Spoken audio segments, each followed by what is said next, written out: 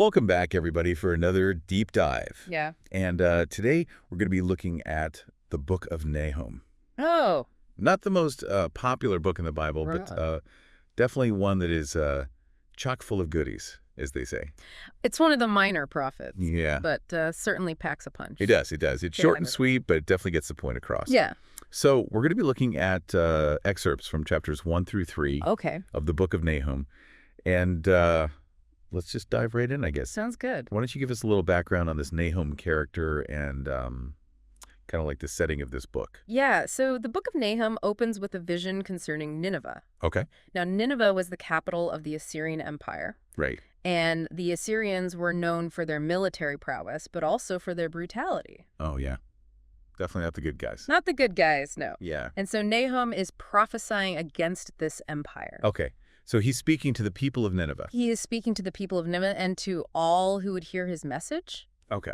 Gotcha. So what's the overall message then? Like, what's he trying to get across to these people? Well, in a nutshell, he's saying judgment is coming. Okay. Nineveh's wickedness has reached a tipping point. Okay. And God is going to bring about their downfall. Oh, wow. Yeah. So it's a pretty intense message. It is. Yeah. And it's interesting because I'm looking at chapter 1 here, and he doesn't waste any time getting to that point. No. It's like right off the bat, he's talking about God's fury and wrath. Exactly. And he uses some really powerful imagery to describe it. Oh, yeah, definitely. For example, in verse 2, it says, God is jealous and avenging.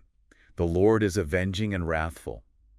The Lord takes vengeance on his adversaries and keeps wrath for his enemies. Yeah. And then just a few verses later, he says, his wrath is poured out like fire and the rocks are broken apart by him. Wow, that's like some serious apocalyptic stuff right there. It is, and it really conveys the sense of God's power and the inevitability of Nineveh's destruction. Yeah, there's no escaping it, it sounds like. It doesn't sound like it. But is there any hope? Like, is there any other side to this story? Well, there is an element of hope, and it's directed towards Judah, Okay. God's chosen people. Right. So while God is angry with Nineveh, he's also offering comfort and a promise of deliverance to Judah. Oh, that's interesting. So there's this kind of duality going on, right? Exactly. There's judgment for the wicked, but also hope for the faithful. Yeah, and we see that pretty clearly in verses 12 and 13. It says, Thus says the Lord, though they are at full strength and many, yet they shall be cut down and pass away. Though I have afflicted you, I will afflict you no more. So even in the midst of judgment, God's love for his people is evident. Yeah, it's like a reminder that even when things seem really bad, God's still there and he's still got a plan. That's right. So we've got this judgment coming down on Nineveh, this powerful empire, but also this hope for Judah. Right. How does this all play out? Like, what happens next? Well, that's where chapter 2 comes in, and things get really interesting. Right. We see the prophecy of Nineveh's destruction unfolding in vivid detail. Oh, okay. So Nahum gets specific about how this is all going to go down. He does. He describes the siege, the city's vulnerability. What kind of details does he give? Like, what are some of the things he says are going to happen? Well, for instance, in verse 6, he says, the gates of the rivers are opened and the palace is dissolved. Wow. The palace is dissolved. That sounds pretty dramatic.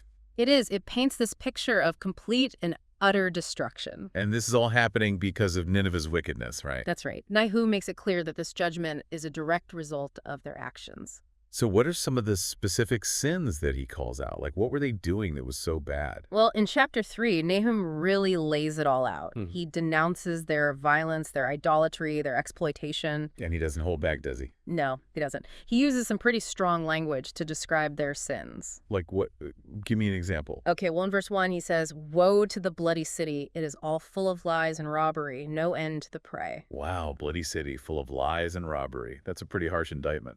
It is, and it shows just how corrupt Nineveh had become. So it's not just about military conquest or anything like that. It's about their moral character, too. Exactly. Their wickedness had permeated every aspect of their society. And that's ultimately what leads to their downfall. That's right. Their own actions bring about their destruction.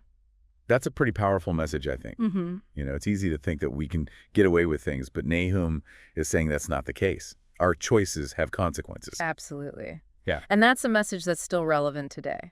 Yeah, for sure. So we've got this prophecy of judgment and destruction, but we also have that element of hope for Judah. Right. How does Nahum connect these two themes? Like, how does he bring it all together? Well, one of the ways he does that is by comparing Nineveh to another powerful city that fell. Okay, who's that? Nahum. Nahum. And what happened to them? Well, Nahum was the capital of Egypt, Okay. and it was known for its wealth and its strength. That was kind of like Nineveh. Exactly. But despite its power, Nahum eventually fell. Wow. So Nahum is using this as an example to show that no one is invincible. That's right. Not even the mightiest empires can escape judgment if they turn away from God. Yeah, that's a pretty sobering thought. And it makes me wonder, what was the reaction to Nahum's message?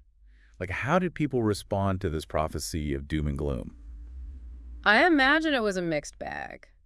Some people probably scoffed at him. Yeah. Like, oh, sure, this little prophet thinks he knows what's going to happen to the mighty Assyrian Empire. Right. But others, I think especially those who had suffered under Assyrian rule, they might have clung to his words. Yeah.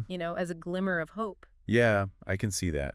Because if you're living under this oppressive power, right, and you hear someone saying that their days are numbered, that would give you some hope for the future. Exactly. It would be like a light at the end of a very dark tunnel. Yeah. So Nahum's message, it wasn't just about judgment and destruction. It was also about offering hope to those who are suffering.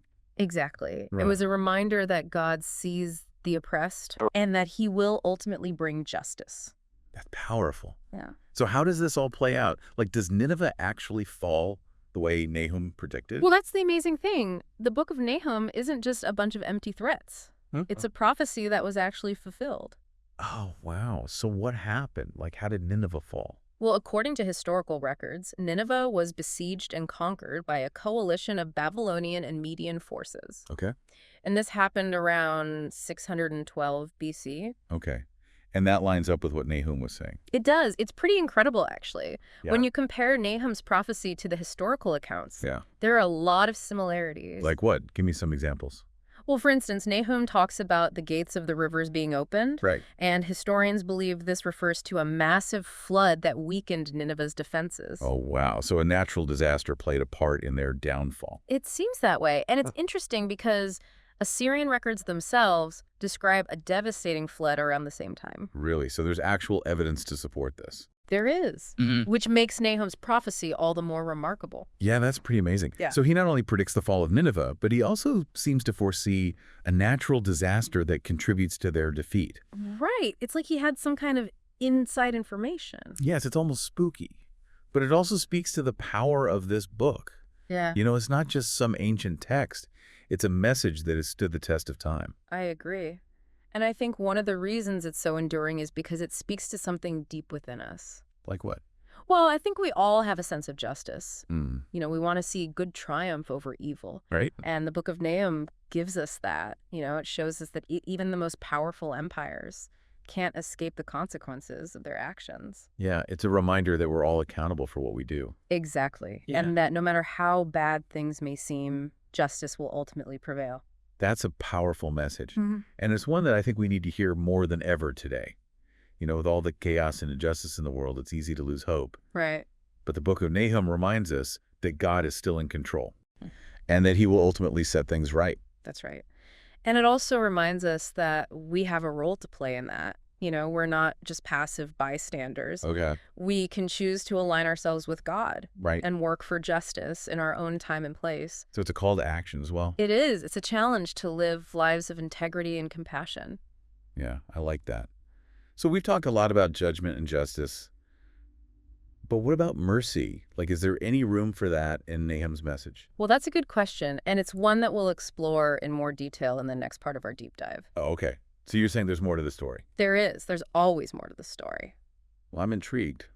I guess we'll have to wait and see what else Nahum has in store for us. I think you'll be surprised. I think you'll find that even in the midst of judgment, Nahum offers a glimmer of hope, a reminder that God's mercy is always available. Okay, we've definitely seen that in the book. Yeah. That God offers hope and deliverance to Judah. Right. But it's hard, when you read these descriptions of Nineveh's destruction. Yeah. Like, it's pretty intense stuff. It is. How do we reconcile that with this idea of a merciful God? Well, I think it's important to remember that God's mercy and justice aren't mutually exclusive. Okay. They can coexist. So it's not like he's either merciful or just. Right. It's not an either-or situation. Okay. God is both. Gotcha. So how does that play out in the book of Nahum? Well, I think one of the ways we see it is in the specific nature of God's judgment. Okay. It's directed at the wicked, those who have perpetrated evil. Right. It's not indiscriminate. So there's a sense of fairness there. Exactly. And even within the pronouncements of judgment, there's this undercurrent of hope. Really? Where do you see that? Well, for example, in chapter 3, verse 19, it says, "There is no healing. Your wound for your injury is fatal. All who hear the news about you clap their hands over you, for upon whom has not your wickedness passed continually?" Okay, but how is that hopeful? Well, I think the hope lies in the implication that there could have been healing I see. if Nineveh had repented. If they had turned away from their wickedness, Okay. then maybe things would have been different. So the judgment wasn't inevitable. Right. It was a consequence of their choices. That makes sense. Yes. And it's a reminder that we all have choices to make. Exactly. We can choose to follow God's path. Right. Or we can choose to go our own way. And those choices have consequences. Yeah, for sure. Aye. So even though the book of Nahum is full of judgment and destruction, Mm-hmm. it ultimately offers a message of hope. It does. And it's a hope that's available to all of us. Absolutely. No matter how far we've strayed from God. Right. We can always turn back to him. And find mercy and forgiveness. That's a powerful message. And it's one that I think we all need to hear from time to time. So as we wrap up our deep dive into the book of Nahum, what's the one takeaway you hope listeners will remember? I think the most important takeaway is that God is both just and merciful. Okay. He hates sin, Right. and he will judge it, Right. but he also loves us, Mm-hmm. and he wants to forgive us. And that forgiveness is available to anyone who seeks it. Exactly. So no matter what you've done, Wow. no matter how far you've fallen, Yeah. you can always come back to God. That's a beautiful message. And it's a great way to end our deep dive. So thanks for joining us today, and we'll see you next time for another deep dive into the scriptures.